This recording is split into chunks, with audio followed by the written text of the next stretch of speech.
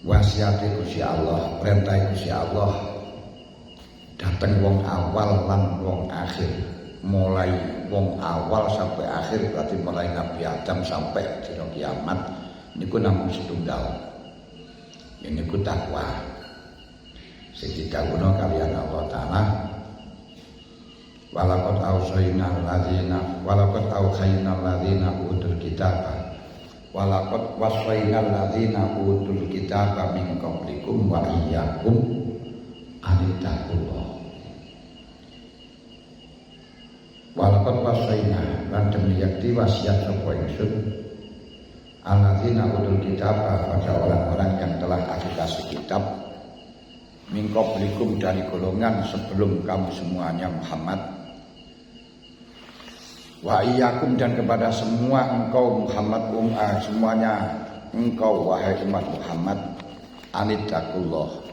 Iniku banyak takwa kepada Allah. Dan kemuliaan seseorang di hadapan Allah itu tidak lihat dari tampannya, kayanya, karena semuanya itu sirna. Yang dilihat oleh Allah adalah takwamu, at-taqwa hauna, takwa di dalam hati. Lalu ma takwa wa ma adraka takwa. Rasulullah mengatakan di dalam hadis yang diriwayatkan oleh Jabir dari Atiyah, la yablughul abdu ayyakuna muttaqiyan hatta yada'a ma la ba'sa bihi hadaran mimma bi ba'su. Siapapun tidak akan pernah mencapai derajat muttaqi. Siapapun tidak akan pernah mencapai derajat muttaqi sebelum meninggalkan sesuatu yang tidak membahayakan. Sebelum menjaga sesuatu yang tidak membahayakan karena khawatir terjerumus pada perkara yang membahayakan. Nah, perkara yang tidak membahayakan, khawatir terjerumus yang membahayakan itu ada apa? Imam Ghazali menyebutkan ada 4, yaitu 1 penglihatan. Penglihatan itu tidak membahayakan karena memang penglihatan itu bisa digunakan untuk memisahkan antara perkara yang batil dengan perkara yang hak, untuk membaca kitab, untuk mengetahui di mahram atau tidak. Tapi segala bahaya ini beriwati sangka mripat. Segala maksiat itu sangka mripat. Lane dawuh wong-wong kuno niku di mana tempatnya lintah dari sawah turun ke kali, di mana tempatnya cinta dari mata turun ke hati. Lho kok saged saking mripat mulane sampai Gusti Allah ndhawuhaken kullil mu'minina yaghuddu min absarihim wa yahfadhu furujahum dzalika azka lahum. Katakan Muhammad pada orang-orang mukmin yang mau memejamkan matanya,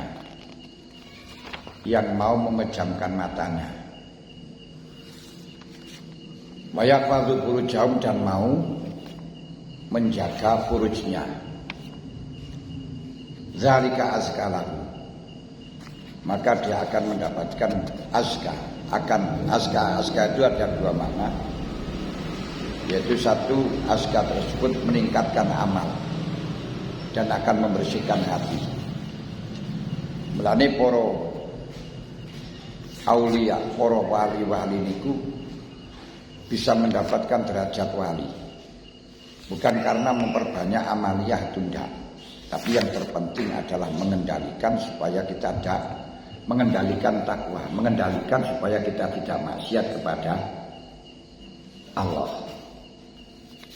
Supaya kita tidak maksiat kepada Allah. Niki pedin mimma khafatillah. Rono wong niku lek pedin nang Gusti Allah.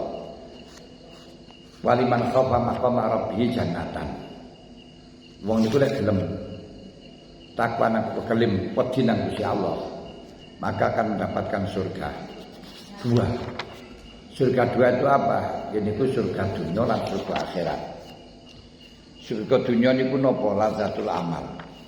surga akhirat niku ya jannatun tajri min tahtiha al-anhar khalidina fiha abadan wa lahum fiha azwajun mutahharatun wa hum fiha khalidun. Niku sing surga akhirat. Surga dunya niku nikmate ngamal. Nikmate ngamal. Lah mulane digenggen jaga mripat lek panjenengan saged jaga mripat zalika azka lahum. Innallaha khabirun bima yasnaun. Dari satu ayat yang sangat singkat padat ini ada 3 hal yang perlu dikaji. Pertama yaitu takdib, memberi pelajaran kepada kita. Yang kedua tanbih, peringatan. Yang ketiga warning. Sedang takdib memberi pelajaran dan itu dikatakan lil mu'minina yaghuddu min absarihim. Ketika kita diperintahkan untuk mengejamkan mata berarti harus mengikuti perintahnya perintahnya Allah yang telah menguasai pada diri kita. Karena beliau telah mengajarkan tata cara kepada kita yang pasti itu manfaat. Kedua, tanbih, peringatan. Zalika azka lahum. Kalau memang kamu mampu untuk mengendalikan meripat maka akan meningkatkan daya amalmu. Ketiga, warning, peringatan. Innallaha khabirun bima yasnaun. Allah Ta'ala innallaha khabirun bima yasnaun. Allah Ta'ala telah mengetahui apa yang kau lakukan. Awas, apa yang kau pandang, apa yang kau lakukan, apa yang kau lihat, ini akan dimintai pertanggungjawaban. Ini meripat. Nomor loro kon jaga telinga, kon jaga kuping. Kenapa kon jaga kuping? Karena ada 2 hal. Pertama, al-mustami' syarikun al-mutakalim. Orang yang mendengarkan itu sama dengan orang yang mengatakan. Nomor loro, pendengaran ini akan bisa menggerakkan, menggemparkan, mengganggu atas kerentak-kerentak yang ada di dalam hati. Sebab kalam yang jatuh pada lisan itu bagikan makanan yang jatuh pada perut. Ketika kalam tersebut membahayakan, maka akan membahayakan pada hati sebagaimana makanan yang membahayakan juga akan membahayakan pada badan. Maka lek sampai panganan, lek sampai omongan-omongan ngoten nika sing membahayakan, niki iso dadi ati, iso dadi hasud, ati iso dadi benci, ati iso dadi dendam karena provokasi omongan wong sing mau manis gak karu-karuan.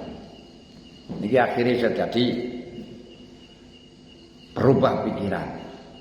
Bahkan terjadinya orang-orang beraliran keras sampai menteror kepada orang lain dengan dalih jihad karena omongan-omongan yang membahayakan masuk di dalam hatinya, akhirnya terpengaruh, tidak bisa membedakan antara jahat dengan jihad.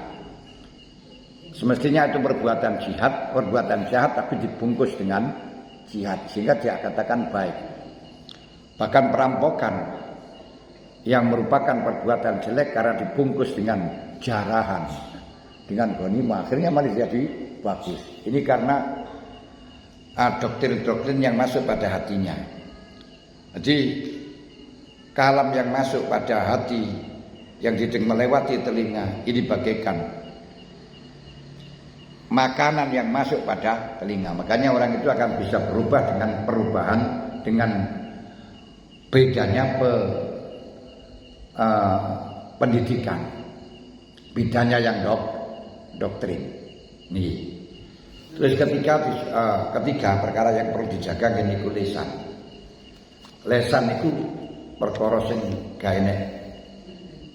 Napa niku namine ga enek balunge, perkara cilik tapi pengaruhnya luar biasa. Kalau terjadi dosa yang luar biasa, kalau terjadi kebaikan juga luar biasa. Bagaimana tidak? Seseorang yang dosa ini sak tumpuk-tumpuk, dosa ini sak pirang-pirang, sampai sak sundul langit karena perbuatan maksiat yang terus menerus, kafir pirang-pirang puluh tahun. Tapi hanya dengan kalimat syahadat, ini asyhadu an la ilaha illallah asyhadu anna muhammadar rasulullah, berarti masuk Islam.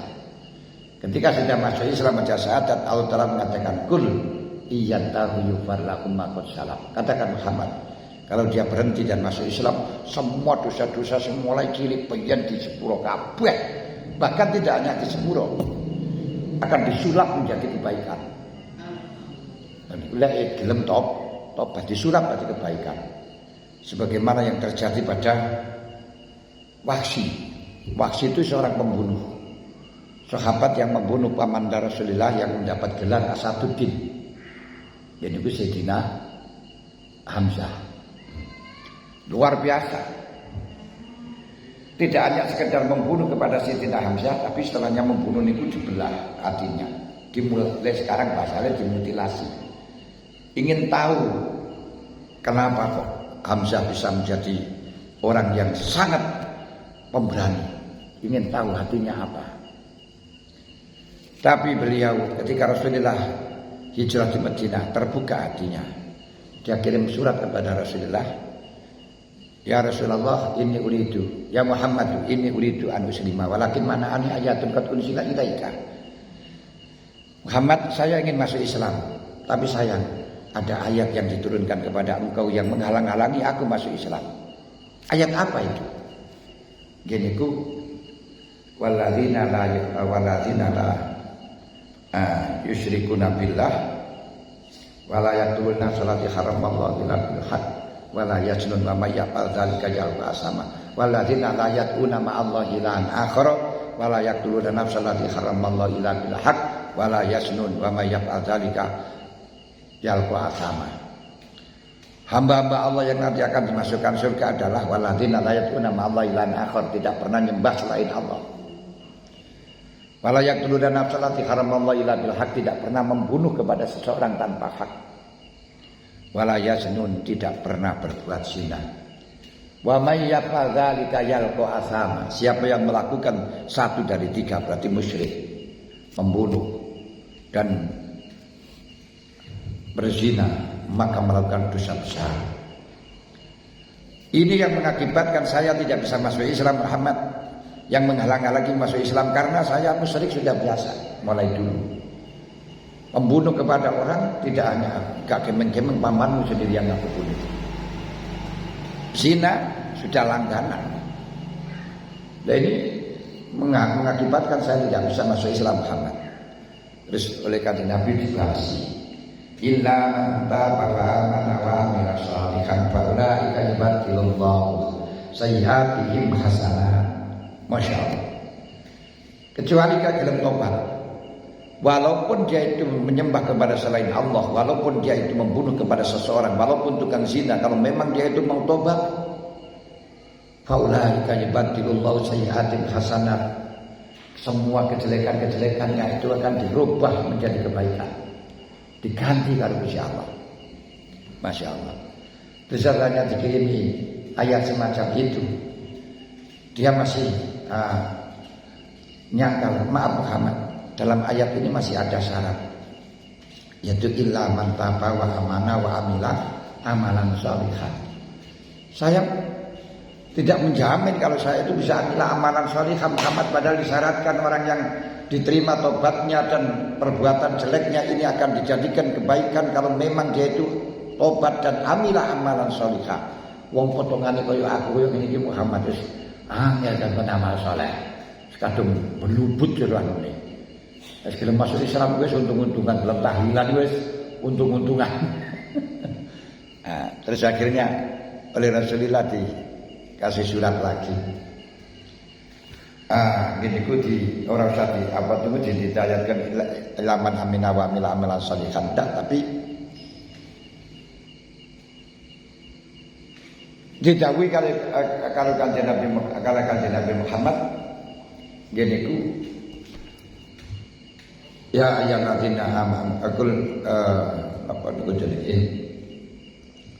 Ya ayyuhalladzina qul ya ayyuhalladzina asrafu ala anfusihim la taqnatu min rahmatillah innallaha yaghfiru dzunuba innallaha la yaghfiru an yushraka bihi wa yaghfiru ma duna dzalika liman yasha. Innallaha la yaghfiru an yushraka bihi wa yaghfiru ma duna dzalika liman yasha. Allah tidak mengampuni kemusyrikan tapi mengampuni dosa-dosa selain musyrik bagi orang yang dikehendaki. Tidak ada persyaratan di sini. Amanah amila amalan salihah yang penting dia itu tidak musyrik akan diampuni dosanya tapi dengan catatan lima yasha bagi yang dikehendaki. Di situ masih kirim surat lagi pada Rasulullah Muhammad. Dalam ayat ini masih ada syarat lima yasha bagi orang yang dikehendaki. Apakah saya ini orang yang dikehendaki oleh Allah diterima atau tidak? Karena dosa saya sudah pol-polan Muhammad. Terus kalau Nabi dikirimi surat lagi, qul ya ayyuhalladzina asrafu ala anfusihim la taqnatu min rahmatillah innallaha yaghfiru dzunuba jami'an. Wahai orang-orang yang sudah kadung dulurung, wis ojo putus asa dengan rahmatnya Allah. Allah akan mengampuni semuanya dosa. Terus akhirnya dia datang ke Madinah dan masuk Islam. Duniki bahkan lesan hanya mengucapkan kalimat syahadat dosa yang begitu banyak menjadi sirna. Tapi sebaliknya orang yang mau Islam, orang yang berbuat baik selama-lamanya sampai bertahun-tahun, tapi akhirnya mengucapkan kalimat kufur na'udzubillah min dzalik. Wa may yartadid an dini fa yamut bahwa kafiran fa ulaika habitat a'maluhum fid dunya wal akhirah. Hanya mengucapkan kalimat kafir, akhirnya semuanya dosa-dosanya, semuanya kebaikannya menjadi sirna. Dulu ada orang sedang azan sampai 40 tahun, istiqomah setiap waktu azan. Kemudian ketika dia akan mati, waktu akan nazar, minta diambilkan Al-Quran. Lalu diambilkanlah Al-Quran. Dikira dia itu akan membaca Al-Quran. Tapi apa yang terjadi setelahnya Al-Quran di bawah malah mengatakan ana bari'un min hadza. Saya persetan dengan ini. Saya tidak ada urusan dengan ini. Terus mati dalam keadaan kafir. Na'udzubillah min dzalik. Ini wa may yartadid an dini fa yamut bahwa kafir fa ulaika habitat a'maluhum fid dunya wal akhirah. Itu tukang azan 40 tahun. Lalu tukang azannya itu diganti dengan adiknya. Dan adiknya melakukan azan semacam ini juga 40 tahun. Ternyata kejadiannya sama. Di akhir hayatnya dia diminta Al-Quran, setelahnya dikasih bukannya membaca malah justru mengatakan ana bari'un min hadza, saya persetan dari ini. Kafir. Sehingga para masyarakat, para kiai-kiai heran. Ada apa di balik ini? Dia seorang tukang azan kok malah justru kejadiannya semacam ini. Ternyata diteliti, kakak adik itu senangannya adalah meneliti kesalahannya orang lain. Niti-niti kesalahan wong. Makanya kita enggak usah niti-niti kesalahannya orang lain, telitilah kesalahannya sendiri. Enggak usah menyalahkan orang lain, salahkanlah diri kita sendiri. Enggak usah ngurusi kafirnya wong liya, urusoro kafire dhewe. Ini penting. Nah, niki bahayanya atau artinya lesan tengeriku. Makanya sebagaimana diriwayatkan rawa Abu Sa'id Al-Khudri radhiyallahu anhu. Abu Sa'id Al-Khudri dalam meriwayatkan hadis, anabnya Adam min asbaha bakaratil Allah kulluha ilal lisan. Kata Abu Sa'id Al-Khudri ketika waktu subuh semuanya anggota itu akan mengatakan bakarat itu pagi-pagi isu-isuan langsung matur kepada lisan. Wa qulna lahu nun siduka tastaqim, maaf wahai lisan, tolong kau jujur pada hari ini. Wa innaka in nistaqamta istaqamna wa in wajadta wajasna. Karena kejujuranmu akan mengakibatkan kejujuran kami dan kecuranganmu akan mengakibatkan curang kami. Maknane ayat ini, maknane dawuh niki wallahu alam, dawuh Imam Ghazali. Wah, omongan lisan ini akan berpengaruh pada anggota badan kita tentang pertolongan ibadah atau terjadinya maksiat. Hal ini diperkuat dengan dawuhnya Malik bin Dinar. Ila ra'aita qasawatan fi qalbika wa wahnan fi badanika wa khirmanan fi rizkika fa'lam annaka qad takallamta fi malayani. Kalau panjenengan telah mengalami hati ini atos, hati atos niku diomongi rada angel, dilekno barang gak gampang menerima pepiling. Bahasa Inggrisnya mokong, mokong atau nopo istilahnya megedut, mogol, tuturi gak kena. Terus dalam badannya wawahnan bi badanika, aras-arasen, arep salat yo aras-arasen, arep ngaji yo aras-arasen, padahal yo ora napa-napa. Wis meneng nang delok TV ya itu kan jak ngaji yo wangel, jak salat yo wangel. Napa kuat banget. Wa khirman fi rizkika. Rezekine rada seret. Sawarat jane ya wis duwe toko ditip sedina apa gak ora ono omset teko. Dek kerja mbuh bengkel mbuh apa ya sicep ya gak ora wong teko wae. Khirman fi rizki. Seret di dalam rezeki ini. Ketahuilah, wa inna takalam timma bi layaqi.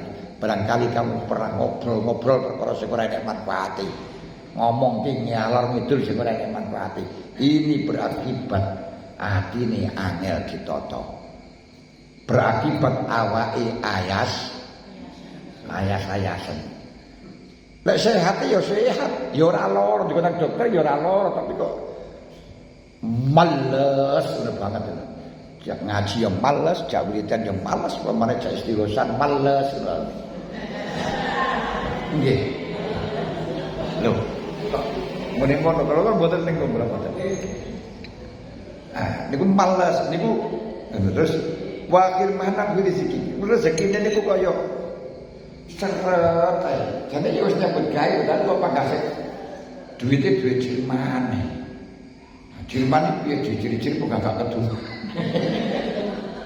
Ya hasil tapi hasilnya ini guys kali lubang tutup lubang pinjam uang bayar utang ngono. Ketahuilah itu penyakitnya mergo tukang ngobrol tukang ngomong ora enek gunane termasuk ngerasan-rasani wong. Mulane mari jamaah barang itu ndak memulai ae.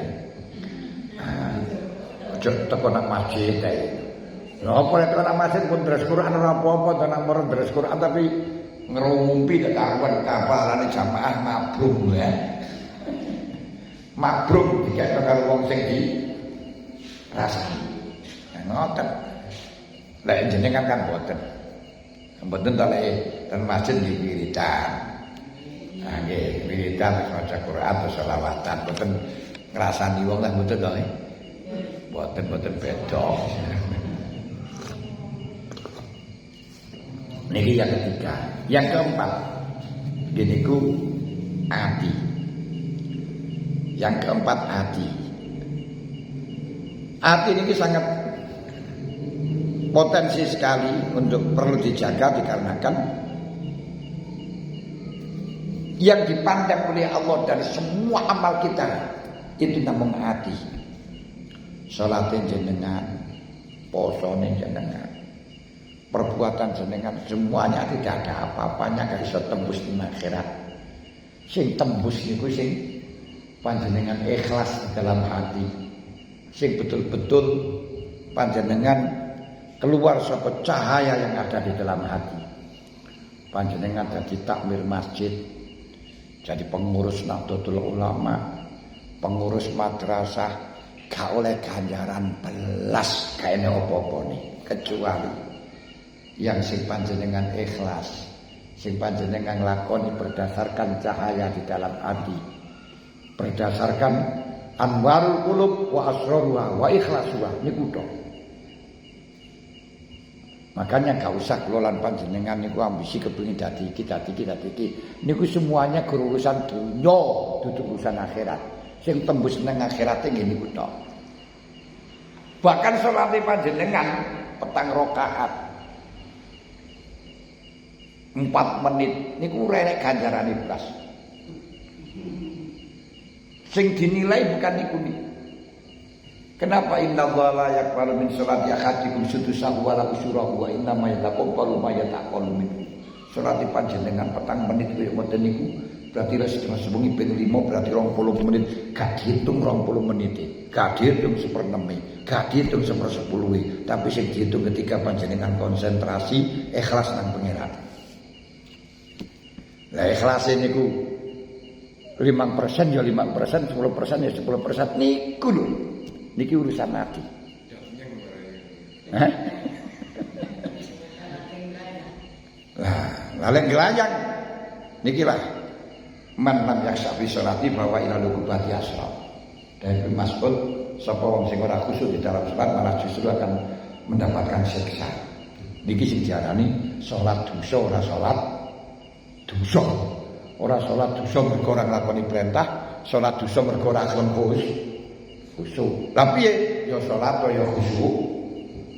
Khusyuk. Lah untuk khusyuk berarti kudu memelihara hatine kula lan panjenengan aja sampai mikir sembarang-barang dilebokno. Karena jangan mikir macam-macam kepengin iki niku di dalam salat khatir. Kepengin omah api ngoten mawon dalam salat ya khatir. Nggih to? Dan iki maraken kalih ganjaran. Jadi perlu diingat secara perbuatan yang lahir opo ae kabeh kaya ngeten iki ora bakal tembus akhirat kecuali yang memang berdasarkan anwarul qulub wa asraruha wa ikhlasuha. Ngoten. Berarti panjenengan tadi takmir oleh ganjaran ora. Sing diganjar apa? Ya lek panjenengan ikhlase niku lho, ikhlase niku sing di ganjar ora perbuatane niku mboten. Masya Allah, niki mulane pentingnya kula lan panjenengan jaga hati. Padahal ikhlas dan tidaknya Allah Ta'ala tahu dalam hati ya'lamu khainatal a'yun wa ma tukhfis sudur. Apa yang kau rahasiakan di dalam hatimu. Kowe dadi takmir gur kepingin ngene iki bae. Ben oleh aplosan, ben tercatat dalam sejarah. Wa ma tukhfis sudur iku diketahui oleh Allah Ta'ala. Wallahu ya'lamu khainatal a'yuni wa ma tukhfis sudur. Allah ngerti khianate mripat. Mripate ketoke nyawangi ngulon tapi sing dilirik edan. Gusti Allah roh. Wa ma tukhfis sudur apa yang dirahasiakan di dalam hati Allah ngerti. Dan dawuh Allah, wallahu ya'lamu ma fi qulubikum. Allah Ta'ala ngerti apa yang ada dalam hatimu. Innallaha alimun bizatis sudur. Tapi sekali karena urusannya Gusti Allah niku adalah hati. Hati niki urusannya kita dengan Allah Ta'ala, kita tidak perlu untuk meneliti hatine wong liya. Ndak perlu meneliti hatine wong liya, gak oleh. Makanya Usamah bin Zaid ketika perangan Sayyidina Ali dengan Muawiyah dia tidak berani ikut terlibat. Kenapa gak ikut terlibat? Dikarenakan khawatir dia membunuh orang Islam lagi. Ketika dalam peperangan beliau itu membunuh kepada orang yang mengucapkan kalimat syahadat. Mereka ketika duel dia akan orang kafir itu akan dibunuh. Setelahnya akan dibunuh dia mengucapkan kalimat syahadat. Asyhadu an la ilaha illallah wa asyhadu anna Muhammadar Rasulullah. Tapi Usamah berpedoman iki hanya untuk menyelamatkan diri saja biar gak dipateni siasat wakil patennya jeblas. Setelahnya itu matur Kanjeng Nabi kalau dia telah membunuh seseorang yang mengucapkan 2 kalimat syahadat dengan dalih karena dia tak berlindung diri untuk mencari keselamatan. Lalu Kanjeng Nabi dawuh ala syaqaqta qalbahu. Napa ora kok belah hatine sehingga kamu tahu apa yang ada di dalam hatinya. Ana bari umika saya ikut tanggung jawab. Ini artinya di dalam urusan hati kita enggak perlu untuk meneliti hatinya seorang. Kita delok lahir dhewe. Lahir tok. Dan urusane hati niku urusane Gusti Pangeran. Berarti urusane fikih nggih urusane ning jaba niku tok. Nah, pokoknya mengucapkan kalimat syahadat wis selamat dene atine sing dipandang di akhirat niku duduk kalimah tapi anwarul qulub wa asraru wa ikhlasu niku urusane pangeran. Kalau kita melihat daripada orang lain cukup melihat lahir itu. Lahir apik ya wis. Tapi untuk diri kita jodoh lahirmu enggak ini apa-apa nih, lihatlah hatimu bagaimana. Ikhlas apa enggak, keterpaksaan apa tidak. Niki untuk dirinya sendiri kita. Sakit paham ya? Orang usah teliti hati ini wong tapi panjenengan perbuatan panjenengan sing cara lahir niki gak ini apa-apa nih panjenengan teliti hati ini. Panjenengan nyumbang akeh gak didelok akeh tapi sing ikhlas. Nah, lho nek ngoten sithik ikhlas saya pundi kali kata ikhlas iki kata sing ajeng saya iki kata ikhlas ngoten wae. Ngoten to ha. Nah, ngoten sing didelok niku ikhlasi. Ikhlasi. Tapi ora bakal ikhlas lek ora enek penggawean. Penggaweane apane sing ikhlas to ora. Lho teng niku. Niki aja terus ikhlasi kok sing penting ikhlas. Ora napa-napa kok ikhlasi apa iki ae. Nah, di penggawean panjenengan macam-macam niku yang dilihat adalah keikhlasan. Kemudian yang ketiga, yang kelima, yang kelima yang harus dijaga yaitu hati, perut. Lah perut niki kula lan panjenengan harus menjaga perut, jaga weteng dari 3 hal.